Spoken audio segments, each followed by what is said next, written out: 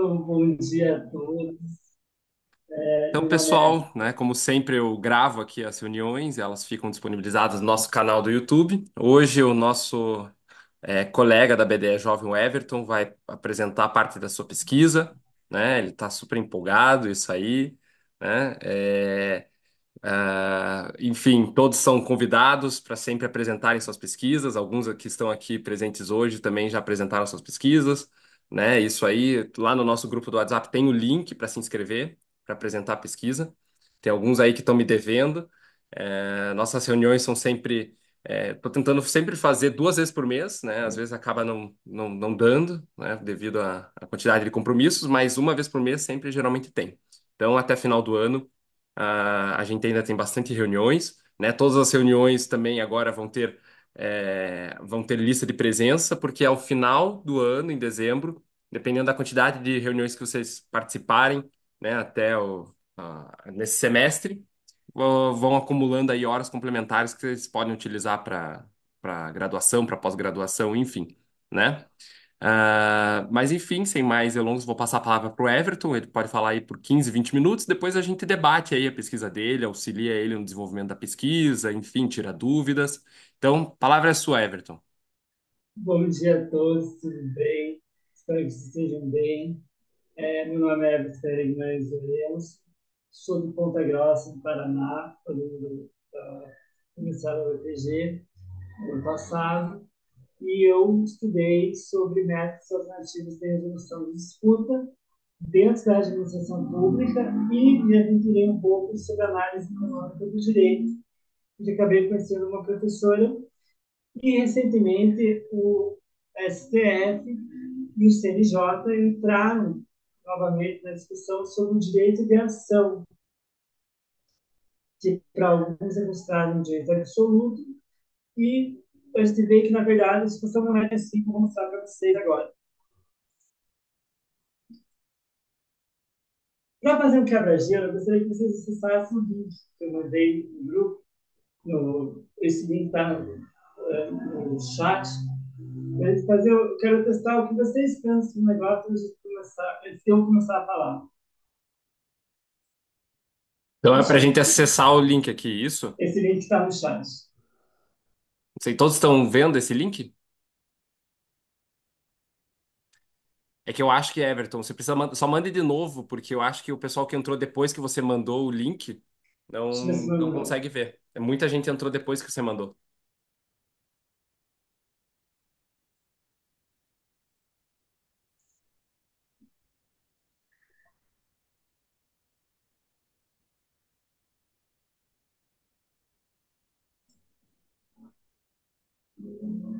Eu já entrei aqui. Você pedir um código é esse aqui, velho. Mas qualquer resposta é válida. Deixe o que vocês quiserem. Maravilha.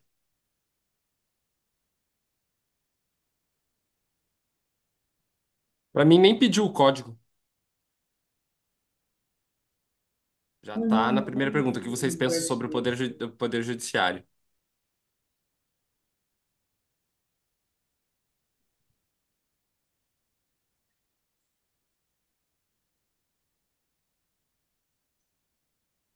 Então, olha, vocês responderam de forma uma uso de palavras a partir das palavras não se repetindo. Então, quando vocês pensam em judiciário, vocês pensaram julgamento, decisão, ineficiência, morosidade. Parece que nesse momento não é interessante isso, mas vocês vão ver que, na verdade, isso que vocês já estão tendo se chama viés de julgamento. Automaticamente, você já tem uma visão e essa visão vai impactar o julgamento de vocês, que eu vou mostrar mais à frente.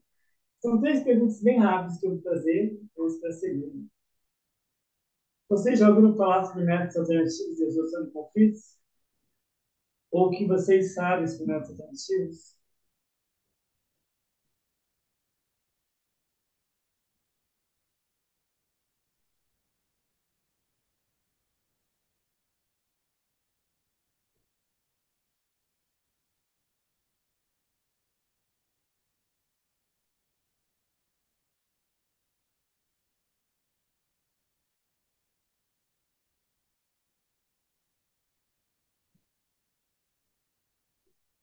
todo mundo já respondeu, então isso pegou aqui, eficiente, solução, e sim, então todo mundo conhece.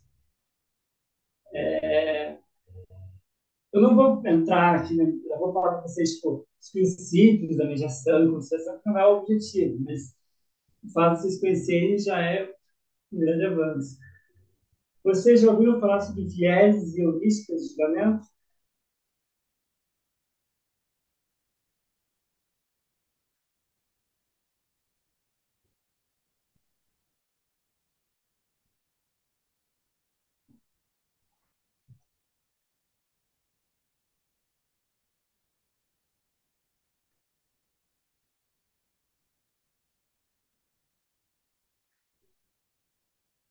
Que colocou muito interessante, eu tenho que me contar no privado depois que livro que leu, porque eu coleciono esse tipo de livro, então vai ter que me contar depois no privado. Mas todo mundo respondeu aqui, eu já posso terminar isso. É só para quebrar o gelo, para ver se vocês conheciam o tema ou não. Agora, deixa eu ver como é que sai aqui, porque eu sou tapado, mexendo isso aqui.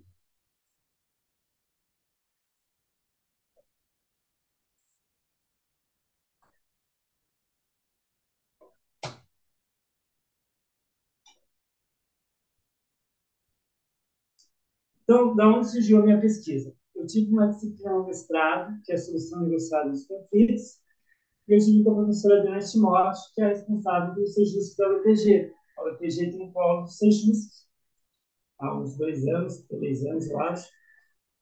E eu pude escrever sobre o caso do das Três Milhas, que o caso das Três Milhas, para quem não sabe, tem mais de 300 mil credores. A lei de falências, maravilhosamente, agora de agravo de instrumento para tudo, e para tudo que eles fazem tem agravo de instrumento.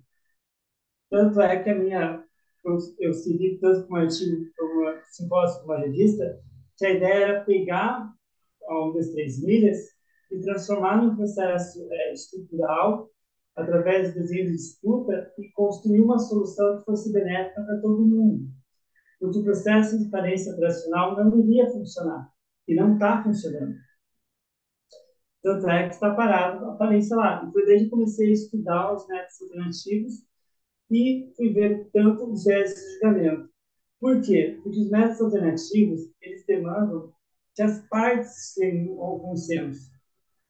E as heurísticas e os viés são formas de pensamento.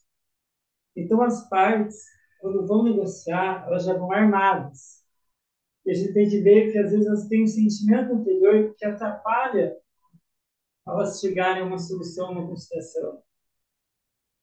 Então, eu trouxe o conceito de demanda frívola, que é aquela demanda que tem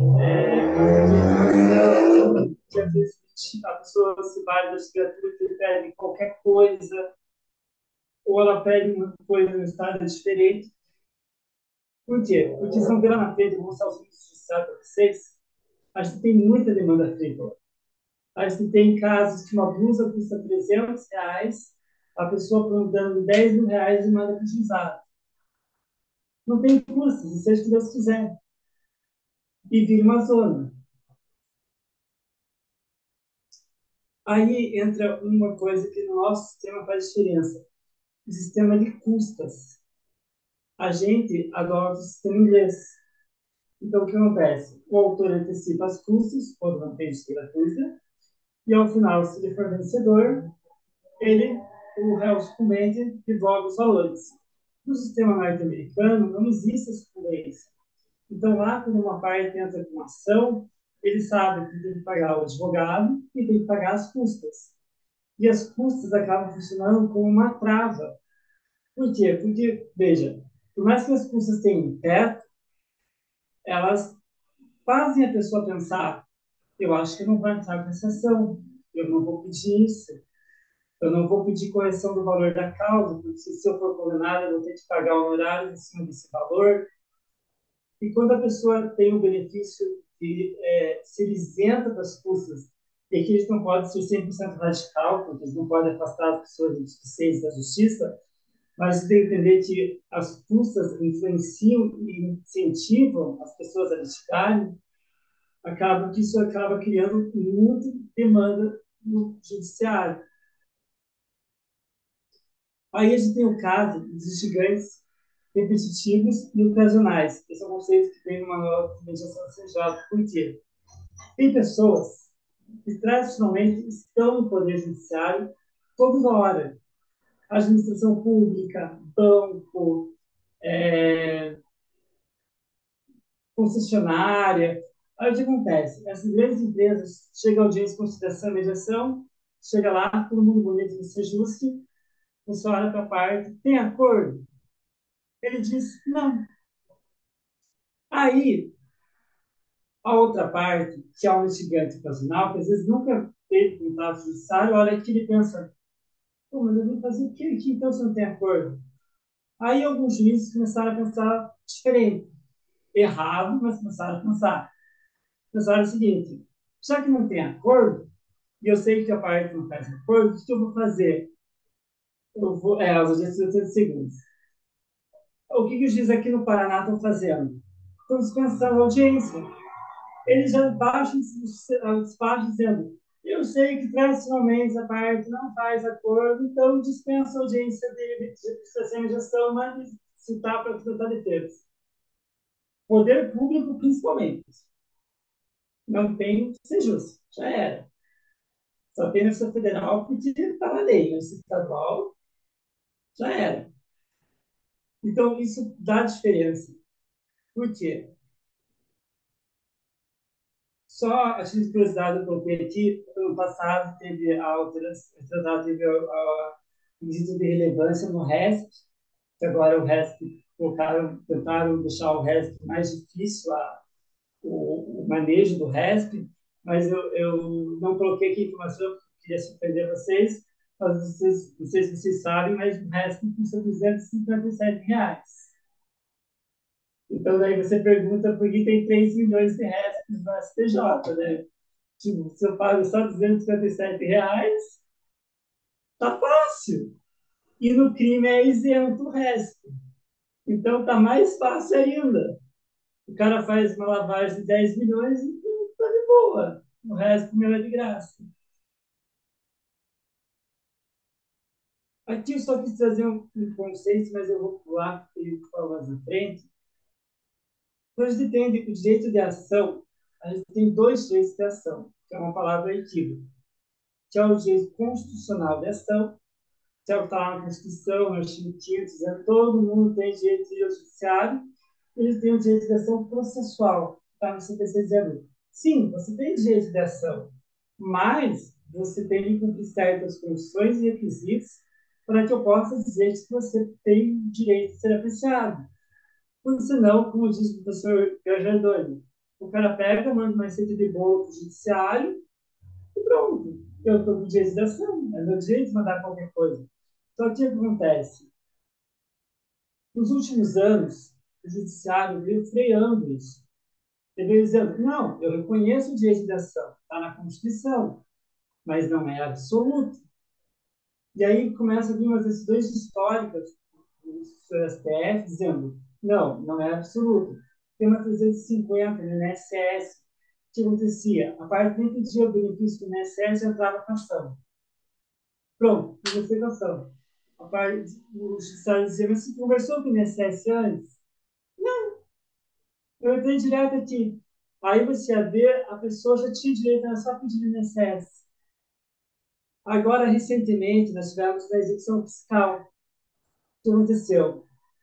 O CNJ teve o tema 1134, que teve a questão das execuções fiscais de baixo valor, porque 33% do acervo da Justiça Federal é execução fiscal, abaixo de R$ 10.000.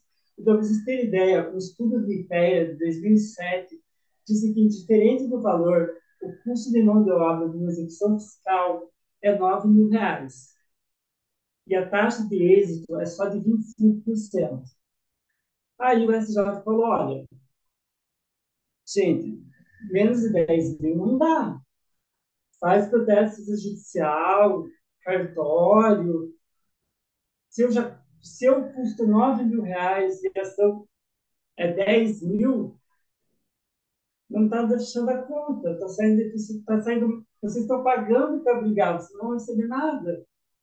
E aí o CNJ baixa uma resolução a 572 de 2024 dizendo, olha, abaixo de 10 mil, se não tiver comprovação de interesse e necessidade, extingue a ação por falta de condições da ação.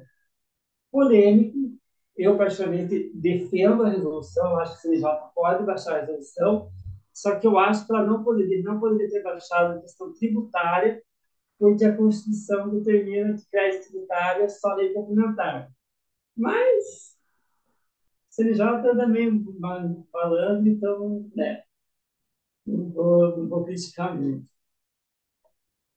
Aqui é a questão dos contratos. Então, meu teste, eu entendo, e aqui é uma posição minoritária, o que acontece? Que o CNJ, em tese, teria o poder regulamentar. Se você lembrar as aulas, a gente assistiu lá no início, o poder regulamentar seria o poder que o chefe da administração pública, os poderes, teria para regulamentar a lei. Há doutrinadores que defendem que o CNJ poderia ter o poder regulamentar na esfera do judiciário. E aí entram essas soluções que poderiam limitar o direito de ação.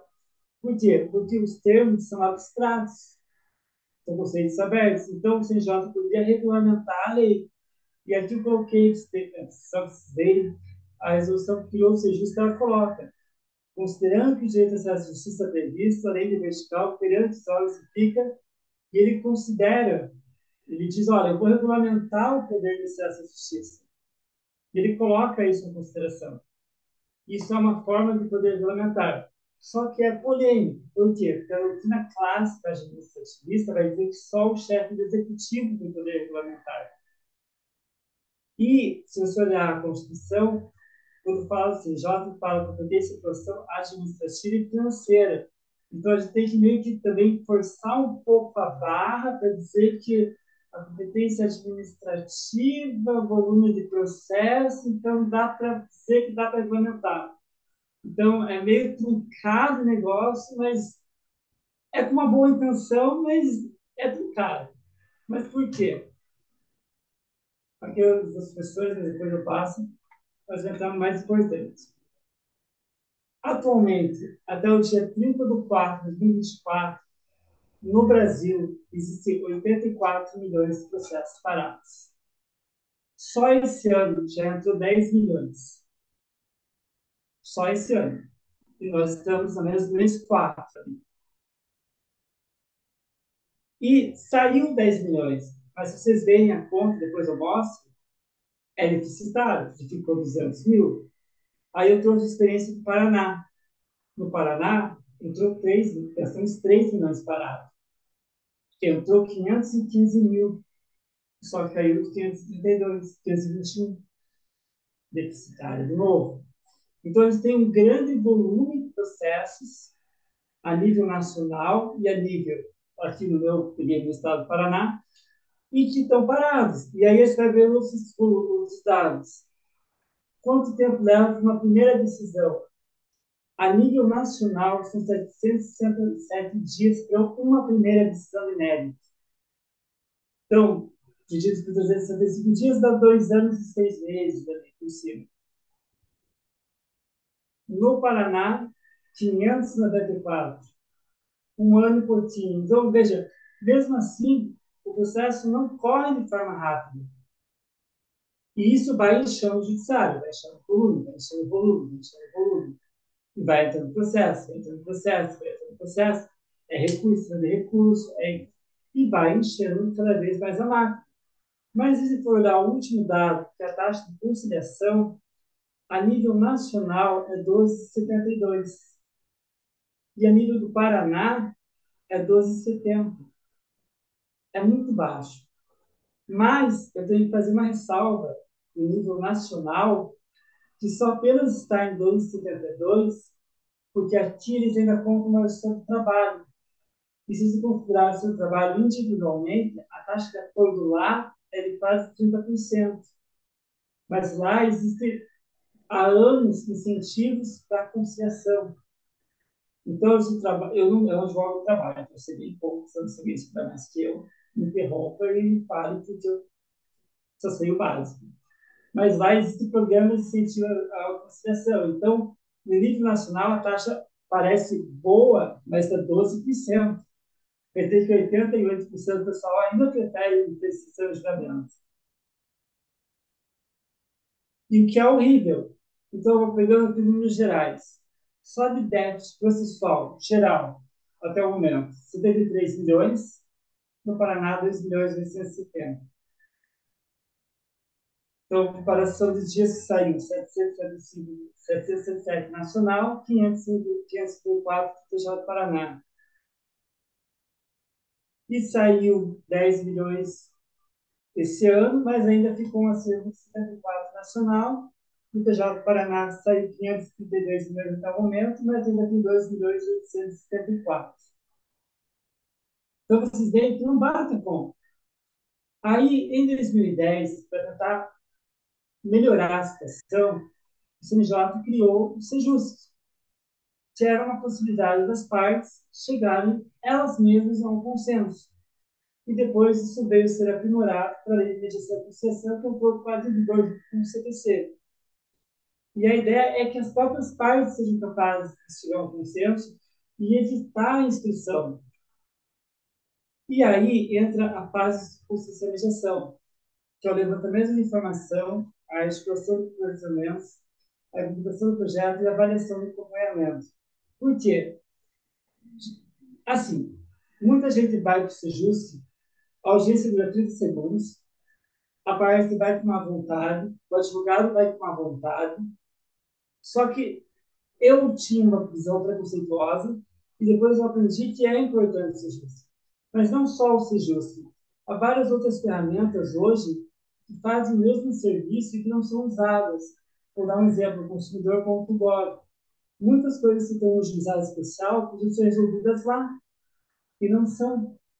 O pessoal vai para o juizado especial. Ah, não manda para o PROCON.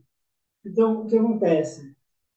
A gente infla o judiciário porque a gente acha que todo mundo tem que ficar lá. Não, porque eu quero que é o que os doutrinadores falam, que as pessoas querem ter o dia delas na corte. E isso infla o serviço, porque, assim, nós estamos num momento que eu acho que o Estado brasileiro chegou num ápice, em todos os níveis de federação e todos os níveis de serviço público. Não aguenta mais o nível e não tem como mais puxar o serviço. Então, a gente tem que repensar o Estado, porque do jeito que está hoje, não se sustenta, não entrega, não só o judiciário, mas todos eles, executivo, legislativo, e não funciona, é parado. Aí o que tem de interessante? Ah,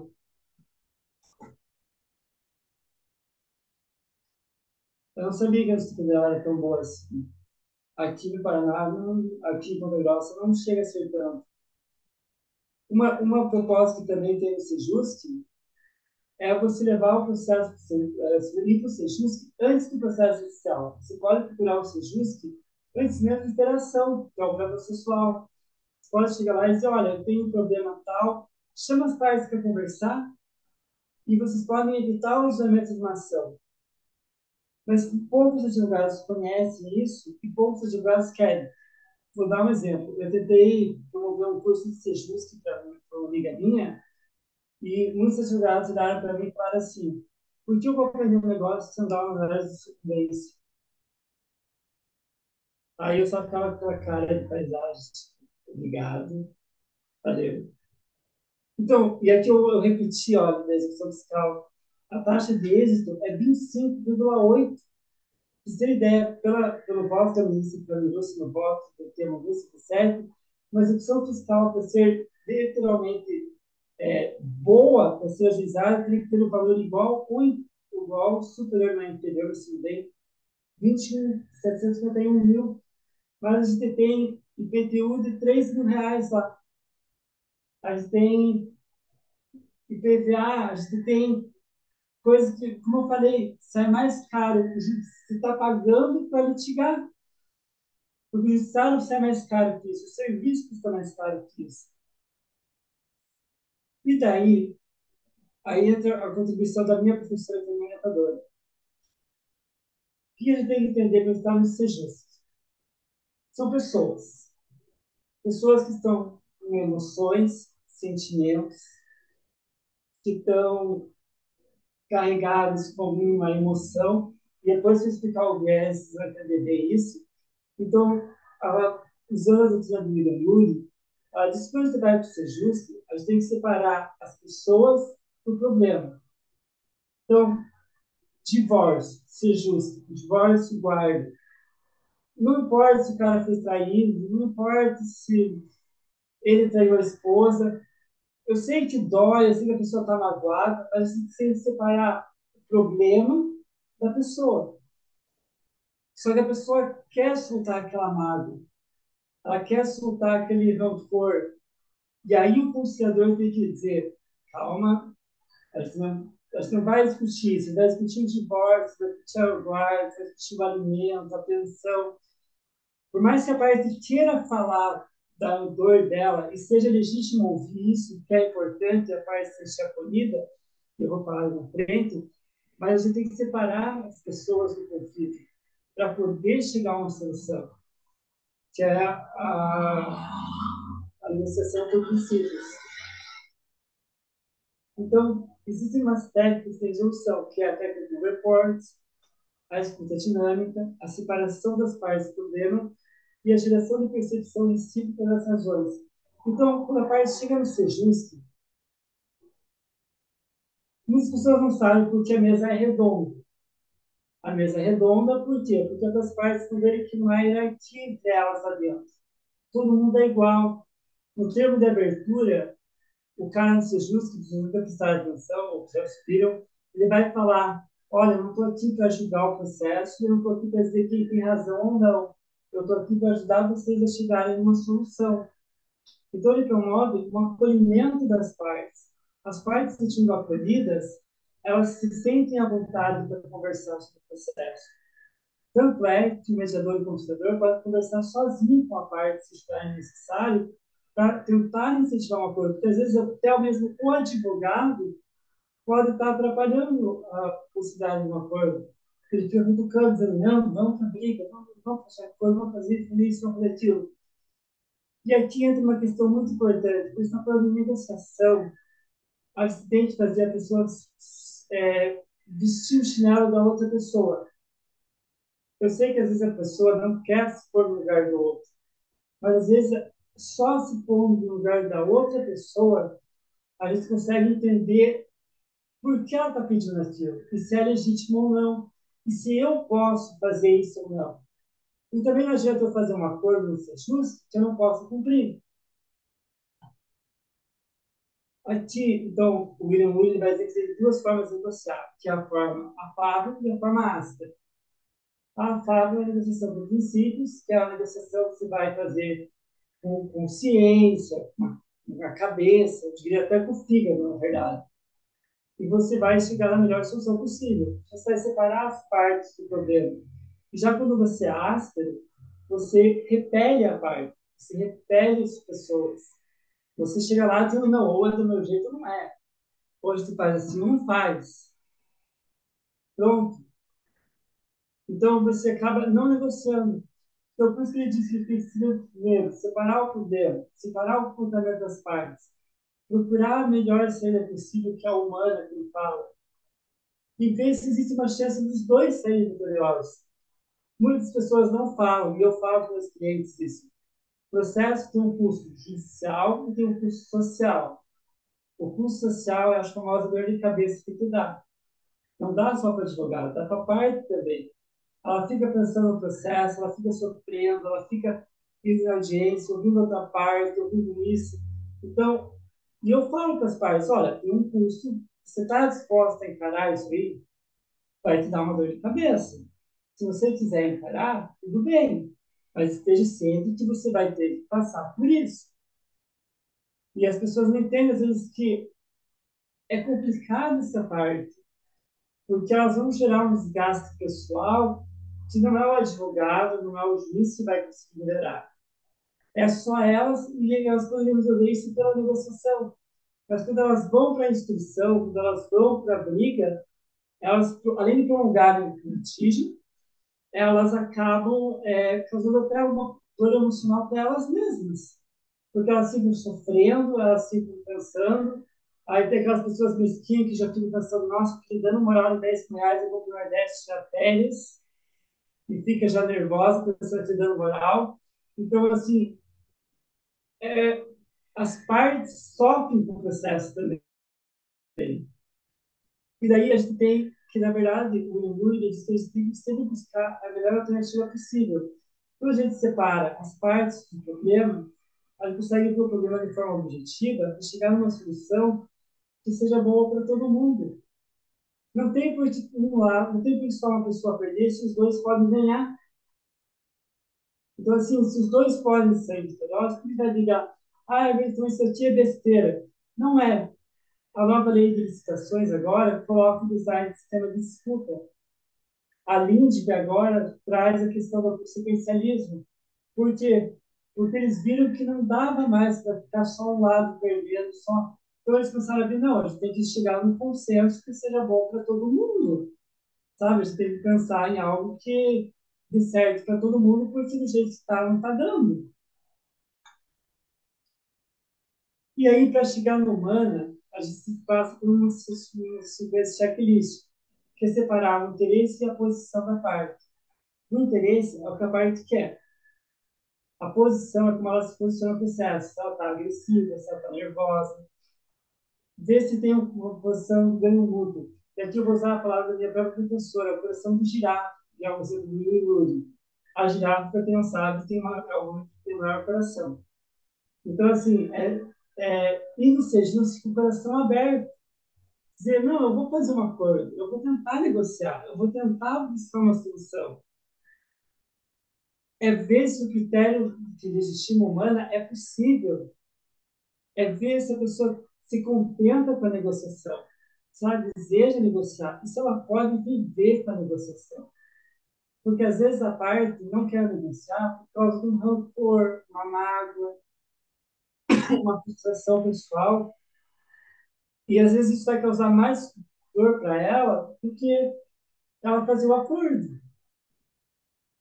E para chegar nesse possível acordo, os conciliadores e mediadores têm algumas ferramentas, que é a escutativa. Então, assim, a ideia é que não dure 30 segundos a audiência. A ideia é que você escute as partes. A ideia é que você acolha e diga, olha, eu não estou aqui para dizer, mas o teu interesse é legítimo, do teu jeito. É você ficar perguntando e reperguntando, sempre formulando as perguntas, para ver se as partes entendem uma dor do outro. É fazer as pessoas vestirem o chinelo uma das outras para tentar criar um ambiente de negociação. Então, assim, eu não consegui um acordo no Sejus, para ser honesto. Mas a ideia é que funcione. Só que a mudança divide da gente, porque muitas pessoas não fazem. Então, chega lá, tem acordo? Não tem acordo. Não, não tem acordo.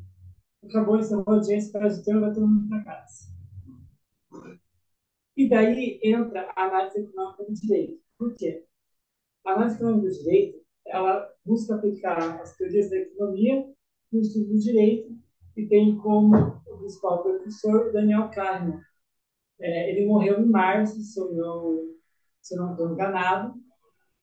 Ele foi Nobel de Economia, foi começado em 2002, e ele descobriu que a gente tem duas formas de pensar: o sistema 1 e o sistema 2. O sistema 1 é o nosso pensamento automático.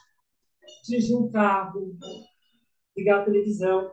E sistema 2 é tudo aquilo que demanda concentração, atenção, esforço. Então, a gente, como que isso? Com esforço, a gente demanda sistema 2. Só que nós, seres humanos, temos a tendência de otimizar o trabalho. Então, o que a gente faz?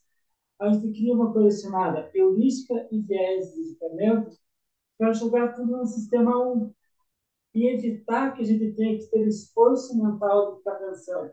Aqui eu vou dar um exemplo. O marido que foi traído, ele se coloca numa posição de não vestir o chinelo da mulher. Por quê? Porque a dor dele faz ele dizer, não, eu não vou me pôr no lugar dela. Ele pega toda a frustração dele e joga. e diz, eu não vou me apoderar dela e pronto, não pode negociar e acabou. Só que tem a tragédia comuns, que eu não vou lembrar agora quem foi o autor que fez, que ele diz assim, que quando todo mundo utiliza um bem de forma demasiada, o bem se exaure e acaba para todo mundo. E é o que está acontecendo com o judiciário hoje. É tão fácil acessar o judiciário hoje que virou a tragédia dos comuns. Leva 2, 3 anos, na verdade leva 5, pelos números. É recurso do TJ, STJ, STF, e daí você vai olhar o índice de êxito dos recursos do STJ e do STF, é abaixo de 5%, de 20%.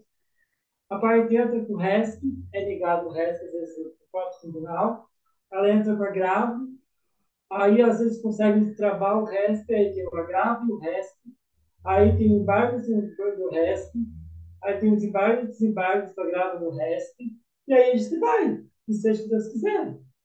E isso virou a tragédia dos comuns. Porque começou a ser tão utilizado, e a gente tem que utilizar. Né?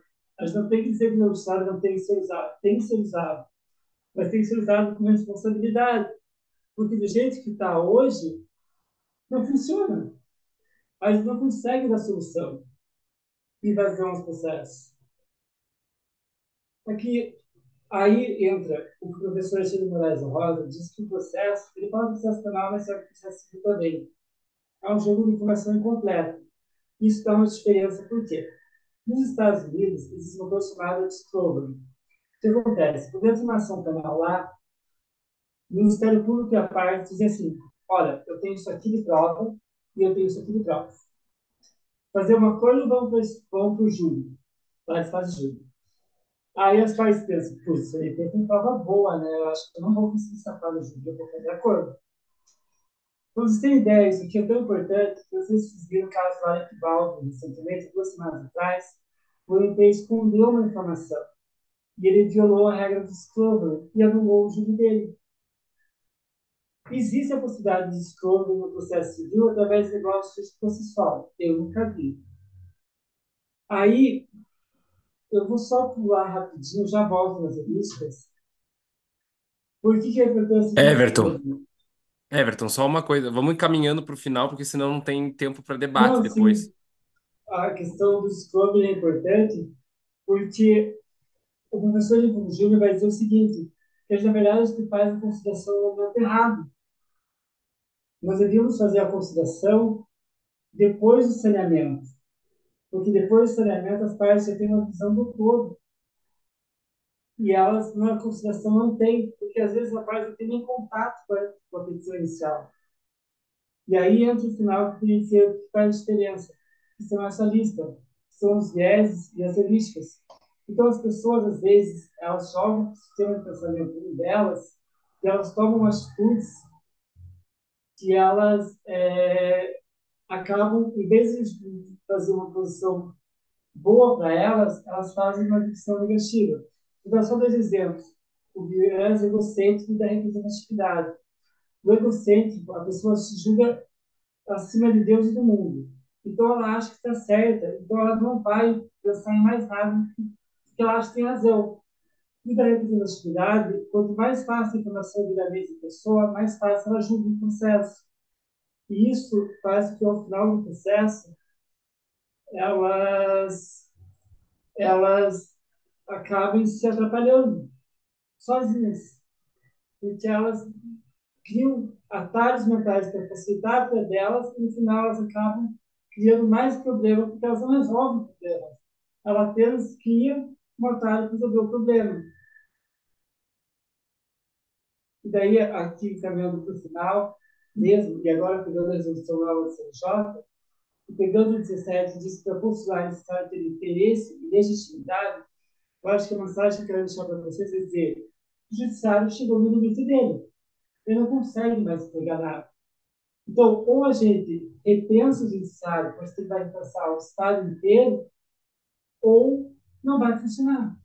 Vai chegar um momento que ele vai fechar as portas e dizer: eu não aguento mais julgar o processo. Então, hoje, de parte de verdade das métodos de consideração, a gente começa a valorizar isso, ou o sistema vai ficar cada vez pior. Então, a mensagem que eu quero deixar então é, gente, vamos ser justos, vamos tentar fazer acordo, vamos tentar fazer uma coisa, porque não dá do jeito que dá. Então, se a gente não começar a fazer essa mudança a gente, já era o nosso trabalho como advogado e precisamos pensar isso. E seria isso que eu tinha para falar para vocês. Mas, Márcio, Parabéns. Oi? não, se puder do chat pedir sair, eu já vou. Tá. Não, parabéns, Everton, pela pesquisa muito bacana, bem aprofundada mesmo. Eu acho que é de extrema relevância a gente tratar do sistema judiciário, né? Que o sistema judiciário brasileiro é bem ineficiente. Acho que essa é a palavra. Fui eu que até respondi lá na primeira pergunta. Até parabéns, né? É muito legal essas apresentações em que você interage também com quem está ouvindo. Isso é muito bacana. A gente tem que fazer mais essas apresentações. Mas assim, eu até respondi ineficiência porque eu também sou advogado, trabalho então diariamente com o Poder Judiciário e além da decepção a gente vê assim o quão poderia melhorar e assim a gente espera tanto. Apesar de tudo, eu tô até um pouco otimista, mas assim, a longo prazo, porque eu acho que as pessoas estão vendo mais a importância da análise econômica do direito, aos poucos, sabe? Mas a gente já teve uma sinalização aí do próprio presidente do STF, o Barroso, convidando o economista para trabalhar ali como assessor dele, né? A gente vê umas decisões ou Eu outras. vejo o copo meio cheio ainda, eu não desisti ainda, mas a gente tem Tá. que pensar que vai ser positivo, porque senão, Senão também a gente larga os bets, né? sou A gente brasileiro, a gente não desiste. desiste, né? A gente é A gente brasileiro, desiste. então, Mas, assim, é super importante. O Poder Judiciário realmente é um grande peso, ainda mais agora no momento que a gente está tentando reduzir os gastos públicos, né? Tem muita gente que, assim, economia é tratar de finanças e saber distribuir da melhor maneira possível, né? A gente sabe que o Brasil ainda é um país muito desigual, com muita pobreza. E assim, a gente vê muito, até foi um dos temas do nosso último webinar que a gente fez que a gente convidou o Bruno Caraza, né, para entrevistar. Ele tem um livro sobre esses privilégios, e parece que a questão não é se o Brasil tem que gastar mais ou gastar menos, né? Mas gastar certo, porque a gente gasta muito com gente que não precisa. A gente tem muito privilégio. Né? E eu acho que a gente pode ver isso até no Poder Judiciário. O Poder Judiciário eu não vou lembrar o nome da pessoa que fez o plano da Simone Tebet agora, foi uma mulher, e ela tem um artigo que ela fala que o problema do Brasil não é gastar mal o que tem. exatamente, A gente, o nosso exatamente. problema às vezes não é nem o gasto, é o gastar muito mal que a gente tem. Sim, E o judiciário é uma forma disso, querendo ou não. exatamente, porque a gente vê muito Eu não estou privilégio. dizendo que isso não tem que ter salários bons, nada disso. Mas tem que racionalizar o serviço. Claro, E eles não têm exatamente, isso na estrutura inteira do Estado. E o judiciário não pode dar regra. claro. E até algo que pode auxiliar na tua pesquisa, tudo mais, em estudos. Não sei se você conhece a Nova Economia Institucional, que é uma escola econômica, é a escola do Coase, do Williamson, do Douglas North. Eles falam muito dessa questão do direito gerar incentivos e desincentivos, né? Então, eu acho que assim o brasileiro ele litiga muito, né? Ele entra muito no poder judiciário porque tanto o nosso arcabouço jurídico permite isso, incentiva, né, que a gente vá recorrer tudo para o judiciário, mas também a nova economia institucional trata muito das instituições informais. Né? Não só as leis que geram incentivos, mas também as tradições, a cultura. E o brasileiro tem eu não tenho uma pesquisa empírica sobre isso, né? Não sei se tem, mas eu até já pensei em fazer. Eu atuo no direito do trabalho, né, na justiça do trabalho, e eu vejo como que eu vejo muito essa litigância, né? Esse querer, fui demitido, vou entrar com ação, e tudo mais. Mas é engraçado como se eu advogo mais para a empresa. E quando a gente chega em acordos, assim, em audiência, a gente vê, assim, como, às vezes, o trabalhador só entrou com ação contra a empresa, né? Algo até que eu dou de assistência jurídica para os meus clientes. Às vezes o trabalhador só entra com ação pela forma como foi demitido. Sabe, às vezes foi lá, teve que pegar ônibus de manhã cedo, chega no trabalho, trabalhou o dia inteiro e daí já tá cansado no final da tarde, daí o empregador fala, não precisa voltar amanhã, estamos te desligando. E você vê assim como às vezes o trabalhador ele fala, olha, se tivessem chegado assim, falado de uma forma, olha, vem aqui, ó, infelizmente a gente está cortando o pessoal, mas a gente pode te ajudar a procurar um novo emprego, você vai receber tais ervas acessórias. Não que a pessoa vai ficar feliz, né? Ninguém gosta de perder emprego, mas já reduziria a litigância. Eu não tenho uma pesquisa, mas é uma vontade, uma pesquisa empírica que eu gostaria de fazer, assim, de tipo fazer pesquisa E com também tem pessoas que questão, entram com eu ação acho que o trabalhista. poder, às vezes, que é por causa dos vieses, às vezes a gente já tem experiência na vara, às vezes a Cristiano já sabe como a gente vai decidir antes de pegar o processo. De repente caiu na vara, Claro. a gente olha e pensa, pô, Tem muito disso, deu muito. Caiu ruim, tal turma no tribunal. Ah, essa turma é deu mais. No ruim. caso do A trabalhista, Camila deu a mão ali, eu acho que não falar. é a Camila. Não, mas era só essas minhas considerações, assim, mas parabéns pelo trabalho. Eu acho que a nova economia institucional pode até ajudar, assim, né, na pesquisa teórica, né, para você fundamentar, assim, como as instituições, tanto formais quanto informais, são importantes aí e podem impactar na litigância. Passa a palavra para Camila. Bom, bom dia. Primeiramente, parabéns, Everton. Muito legal a tua pesquisa. Né? É, os números do CNJ, eles assustam. Eu também uso eles como base na minha pesquisa. É bem complicada essa situação. Ah, puxando agora um pouquinho, eu não ia falar sobre isso, mas já que o Gustavo começou, essa situação da demissão, ah, como forma, né? A forma como as pessoas se demitem, geram as reclamatórias. Eu estou com um processo agora bem complicado por causa disso, em que ela só tá braba, ela só entrou com o processo por causa da forma como ela foi demitida. É uma questão bem delicada de um assédio sexual, em que o assediador manteve o emprego e ela perdeu, e bem complicada. E ela disse assim, eu só queria que ele tivesse sido demitido, não eu. E Nossa, sobre assédio, eu tenho bastante material por causa do exemplo da magistratura. A parte de psicologia jurídica eles estão pedindo bastante sobre assédio sexual na relação de trabalho. ah, que legal, não estava sabendo, mas pois é, assim, a situação está bem complicada, a gente está tentando negociar com a empresa, mas a empresa também está um pouco relutante, ela também está um pouco relutante. A juíza não sabe como decidir, então, assim, tá bem difícil essa situação. Ah, Mas, complicado. eu atuo um pouco no direito do trabalho, a gente não sabe que só atua nessa área, eu atuo mais na área previdenciária.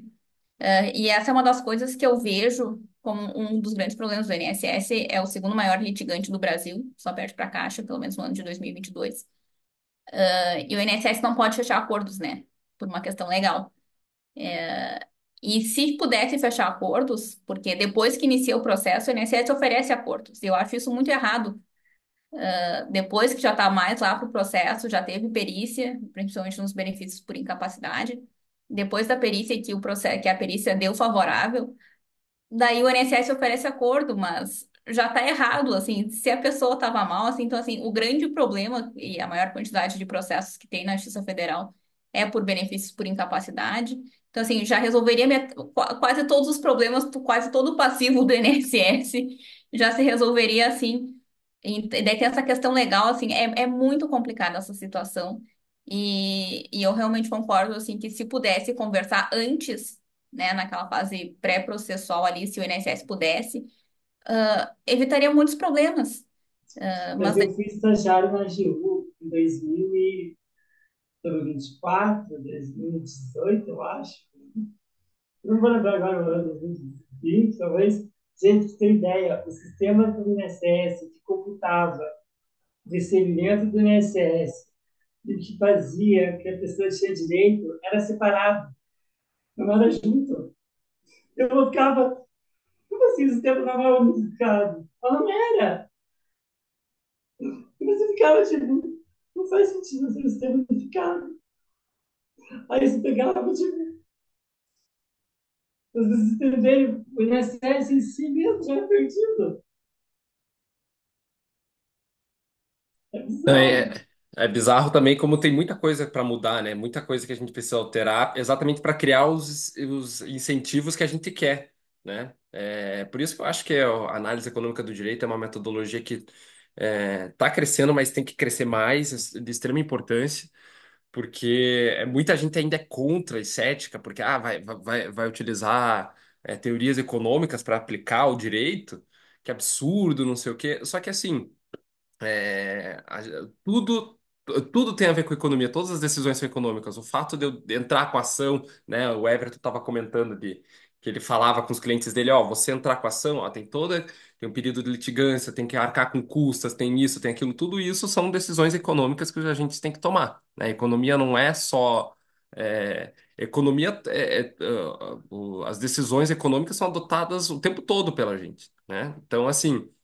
E levando em consideração que o Estado ele é ineficiente, né, que o Poder Judiciário ele poderia fazer muito mais, que gasta recursos à toa, né, enfim, eu acho que a gente utilizar aí teorias econômicas para melhorar o nosso sistema judiciário e o sistema jurídico como um todo, né, o Estado, é extremamente necessário. Então, por isso que é importante essas pesquisas aí, como do Everton, né, e de outros colegas aí que trouxeram para a BDE Jovem.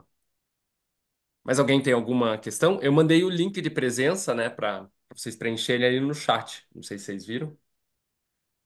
Mas, enfim, Thales, Safira, alguém tem alguma consideração?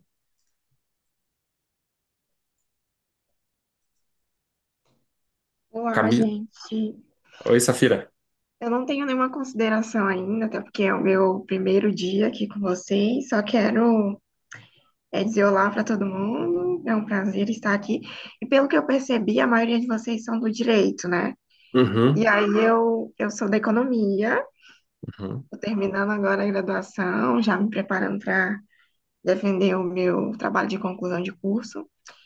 E eu uhum. gostei bastante aqui do debate. E espero aí aproveitar bastante os próximos que virão. E é um prazer estar com vocês. Ah, que legal. Seja muito bem-vinda, Safira. Tem outros colegas nossos que são economistas. Eu faço mestrado em economia, né? E, enfim, eu estou fazendo doutorado em direito econômico e mestrado em economia.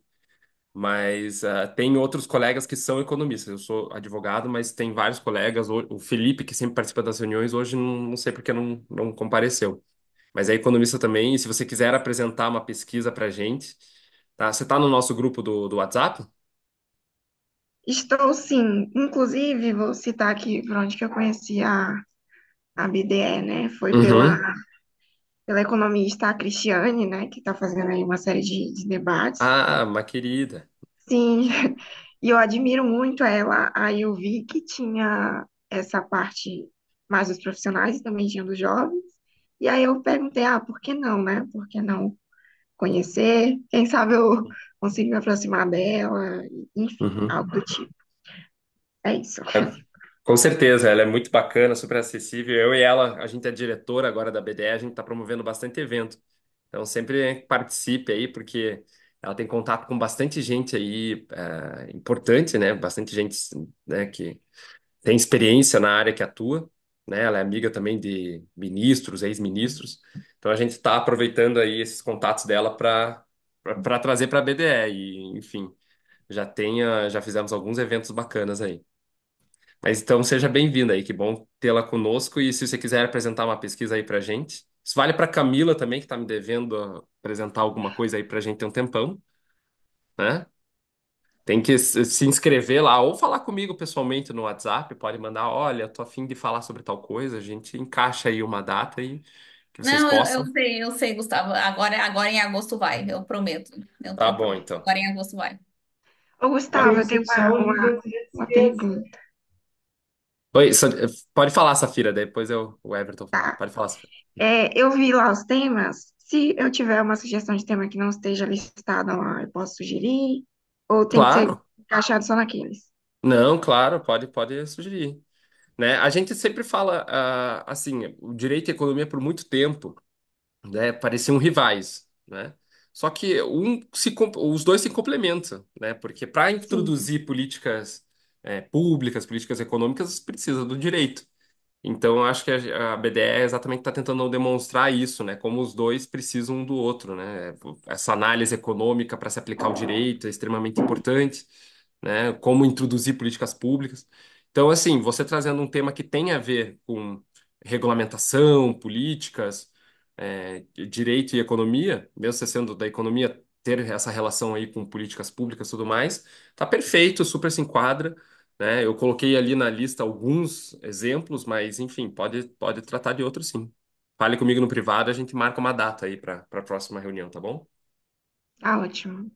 Eu parabenizo Vai. o Everton, aliás, um belo trabalho. A questão que tu colocaste aí, ela é bastante complexa, ela não é nada fácil. O judiciário já vem da forma que tu descreveu aí há um bom tempo. A análise econômica do direito, ela pode ajudar muito nisso aí, só que tem o pessoal que é responsável por isso necessita fazer coisas que deem efetividade para isso aí. O problema está aí, é relatado todos os dias, só que não tem uma forma efetiva, um comportamento que vá fazer com que esses problemas sejam resolvidos. A análise econômica do direito, eu acredito que possa utilizar bastante essa. E, como é que eu posso dizer? É uma Colaborar metodologia, né? com isso Uma aí. O que eu metodologia. aprendi muito aqui no Só que mestrado se foi a tu. questão de ser profissional. A gente tem que ter um problema real e tem que ter uma solução. Então, eles não podem dar aquela viajada acadêmica. Exatamente, Tem que dar uma solução para o mundo real que funcione mesmo. E exato, existe muita teoria muito boa no direito, mas na prática o pessoal não está exato. preocupado, às vezes, em resolver o problema. Só está querendo escrever bonito. Eu posso fazer um manual aqui, coisa mais linda. Na hora de aplicar esse manual, se eu não conseguir dar efetividade àquilo que eu descrevi ali, não, não me adianta nada. E o direito também, claro que está sendo modificado isso aí demanda bastante tempo. Mas, como o Gustavo falou, direito e economia, eles andam juntos. Direito, em linhas gerais, ele é criado para regular o comportamento. Tu faz ou deixa de fazer alguma coisa em decorrência da lei. Qual faculdade do Brasil que estuda comportamento? Tem uma cadeira de comportamento? Muito difícil, né? Agora, por exemplo, na PUC Paraná tem aula no direito, mas não é optativa, economia comportamental, né? Mas tem tudo a ver com regulamentação, é bem como você falou. O direito ele cria incentivos e desincentivos. Então, a gente estudar isso, né, para aplicar o direito, porque parece muito que os Tem um pensadores do polo de direito, eles análise criam as econômica. leis só para, entendeu? Eles criam porque acham que vai, mas não estudam as consequências, eles não tão preocupados com que ou com os efeitos, com os incentivos que essa lei ou com que essa decisão judicial vai gerar, né? E daí a gente acaba tendo esses problemas aí de longo prazo difíceis de resolver, né? Exatamente, eu fiz meu mestrado na Unicinos e tive aulas com os professores que foram os pioneiros da questão da análise econômica do direito no Brasil, o Tim, o Cristiano Carvalho, Aí é forte o direito e economia. aquele pessoal lá. Até o Bacana, Cristiano Carvalho foi meu orientador. bacana, bacana. E Gente boa também, ele. Santa Catarina tem um polo muito forte na área econômica do direito, no estado profissional deles. UFSC, né? A UFSC tem o Alexandre de Moraes lá, tem a Bianca, eles têm ali um polo, eles já têm experiência na área, então eles já viram. E ali a questão, vocês falaram do Estado, gente, Congresso às vezes é efeito manada, os caras não sabem o que estão votando. Então, ali Com tu diz para certeza. eles lá, mas tem que ter previsão orçamentária no projeto de lei de sistema constitucional. Os caras arrumam um cálculo e colocam lá, às vezes nem é isso. Eu vou dar um exemplo de processo penal, mas serve. O juiz das garantias, por exemplo, ele não estava no processo original, no projeto original. Ele entrou no plenário da Câmara, na votação, e foi aprovado em 23 segundos. Ninguém pensou no impacto que ia ter no Judiciário. Ninguém pensou no impacto que ia ter no Ministério Público. E na véspera do recesso, 30 dias é boa. Se Deus quiser. É bonito só no papel, né? E aí frearam, agora levou o mando, vai para o ano que vem só. Mas você tem ideia, é uma coisa que foi bem pensado, foi legal, foi bacana, foi. Mas foi mal feito. exato. Eu tenho que fechar o livro antes de gente sair. Ah, é verdade. Alguns já saíram, né? Mas você vai Então sortear então entre a gente? eu anotei o nome do quintal. Oi? Eu anotei o nome do quintal. Nós estávamos, acho que era um Ah, mês. legal. Tomara que seja eu. Eu não sei como funciona, eu nunca fiz isso. Então eu vou ver como Se isso for funciona. tu, vai ser marmelada, Gustavo. Ah, claro que não, ué. Já vamos Não, junto eu dei o nesse sorteio. Gabriel. Gabriel, o Gabriel Pinheiro, é o nosso amigo de Salvador. Quer que eu fale com ele, que ele ganhou o livro? Eu não mando mensagem pra ele depois. Então. Tá, ele tá no grupo da BDE Jovem. Tá, mas não são dois livros, um para quem está acompanhando e os outros para quem está offline? Não, mas o Gabriel, ele saiu mais cedo hoje, mas ele tava online aqui com a gente. Ah, bom, então tá. Eu até dei oi pra ele e tudo. Ah, tô brincando, pessoal. Ah, vai ter que fazer mais reuniões e sortear mais livros aí, Everton. Eu gostei muito dessa ideia, apoiado. O Everton pode apresentar mais vezes e sortear mais livros. Agora, os cursos que eu tenho é o meu mesmo, mas o meu está todo usado, post-it, e grifado.